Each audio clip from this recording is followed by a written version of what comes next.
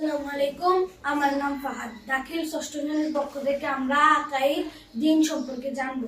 দিন শব্দের অর্থ জীবন ব্যবস্থা। যে জীবন ব্যবস্থা গ্রহণ করে মানুষ ইহকালীন ও পরকালীন শান্তি এবং আল্লাহর সন্তুষ্টি অর্জন করতে পারে তাকে দিন বলে। দিনের পরিসর।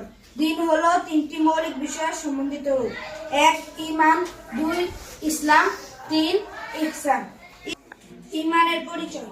ঈমান অর্থ আন্তরিক বিশ্বাস। হযরত মুহাম্মদ সাল্লাল্লাহু আলাইহি সাল্লাম আল্লাহর পক্ষ থেকে যা কিছু নিয়ে এসেছেন তা সহ তার প্রতি আস্থাশীল হয়ে মনে প্রাণে দৃঢ়ভাবে বিশ্বাস করাকে ঈমান বলে। ইসলামের পরিচয়। ইসলাম অর্থ মেনে নেওয়া, বিনয়ের সাথে অনুগত প্রকাশ করা। ইসলাম হলো আত্মসমর্পণ করা ও আল্লাহর নির্দেশাবলী মেনে নেওয়া। ইসলামের পঞ্চস্তম্ভ। ইসলামের পঞ্চস্তম্ভ 5টি। রাসূল সাল্লাল্লাহু আলাইহি ওয়াসাল্লাম ইরশাদ করেন, বুনিয়াল ইসলামু আলা খামসিন, শাহাদাতি আল্লা ইলাহা ইল্লাল্লাহু ওয়া আন্না মুহাম্মাদুর রাসূলুল্লাহ ওয়া আকিমিস সালাতি ওয়া ইকামিস সালাতি ওয়া ইতাইজ যাকাতি ওয়াল হাজ্জু সাওমি রমাদান। 5টি বিষয়ের উপর ইসলামের ভিত্তি দাঁড়িয়ে আছে।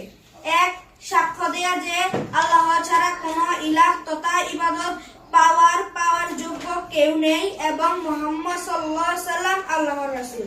2 সালাত কায়েম করা। 3 যাকাত প্রদান করা। 4 হজ করা। 5 রমজান মাসে সাওম পালন করা। এর পরিচয় ও প্রয়োজনীয়তা। ইহসান অর্থ অনুগ্রহ করা, উপকার করা। ইসলামের পরিভাষায় ইহসান হলো আল্লাহর সন্তুষ্টি লাভের জন্য নিষ্ঠার সাথে উত্তম রূপে ইবাদত করা এবং তার সৃষ্টির প্রতি ভালোবাসা প্রদর্শন করা।